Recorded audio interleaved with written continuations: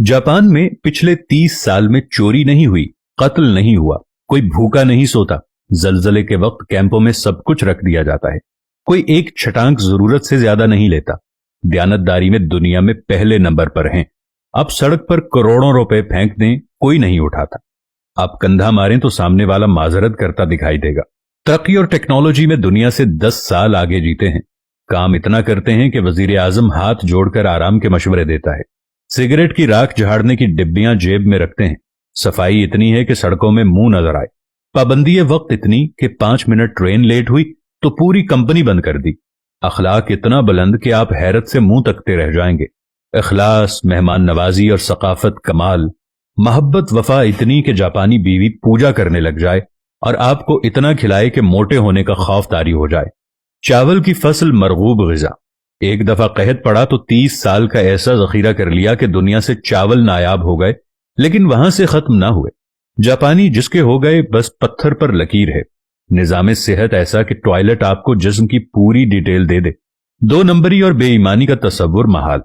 और अब आते हैं कि जिस मुल्क में लाखों लोग तबलीगी इज्तमात में जाते हों, जहां लाखों लोग दावत दीन के लिए सफर करते हों, जहां से लाखों लोग बैतुल्ला, उमरा और हज के लिए जाते हों, मिलादुन नबी के मौके पर हर शहर में जुलूसों में लाखों लोग शामिल हों, जिस मुल्क में हर रात लाखों महफिल मिलाद और दरस कुरान होते हैं, जिस मुल्क में यौम आशूर पे लाखों लोग गम हुसैन रदियल्लाहु ताला अन्हो में अज़ादारी करते हों, जिस मुल्क में ईद और जुमे में बड़े बड़े इज्तिमात होते हों, जिस मुल्क में तस्बीहात पढ़ने वाले लाखों में और दुरूद सलाम की तादाद अरबों में हो, वो मुल्क ईमानदारी में दुनिया में 160वें नंबर पर है।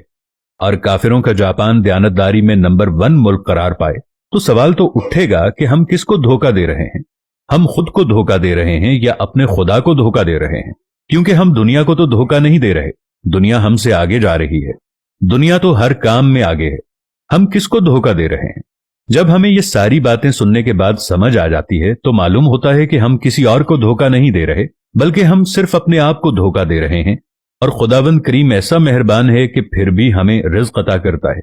हम ऐसे मुल्क के रहने वाले लोग हैं कि जहां पर हर बिस्मिल्लाह डिपार्टमेंटल स्टोर, माशाअल्लाह करियाना स्टोर, अल्लाहू सब्जी वाला और ऐसे बहुत सारे नामों को आप रोज बोर्डों पर पढ़ते होंगे।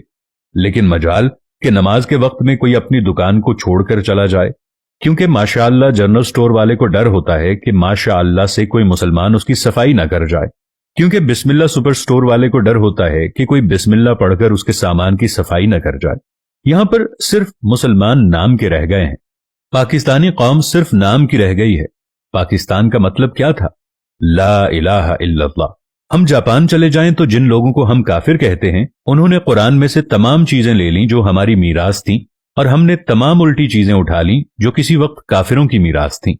जिंदा दरगोर आज भी हम लड़कियों को कर देते हैं। आज भी किसी के घर में कोई लड़की पैदा हो जाए तो उसको फोन करके ये कहा जाता है कि फिक्र नहीं करनी, इंशाअल्लाह अल्लाह तुम्हें बेटा भी अता करेगा। अरे बेटे मांगने वालों, पहले अपने लिए ईमान तो मांग लो। मैं आज अपने देखने वालों के साथ मिलकर अपने रब्बुल इज्जत से ये दुआ मांगता हूं कि मेरे पाक परवरदिगार पाकिस्तान का मुस्तकबिल रोशन फरमा। मेरे पाक परवरदिगार हम तमाम इंसानों के दिलों से मैल को निकाल दे। हम 2 नंबर बेईमान लोगों के दिलों से बेईमानी निकाल दे। मेरे पाक परवरदिगार हमें सुकून वाली जिंदगी अता फरमा। पाकिस्तान पर अपना रहमो करम फरमा। पाकिस्तान को आदिल और सच्चे हुक्मरान अता फरमा। आमीन या रब्बल आलमीन।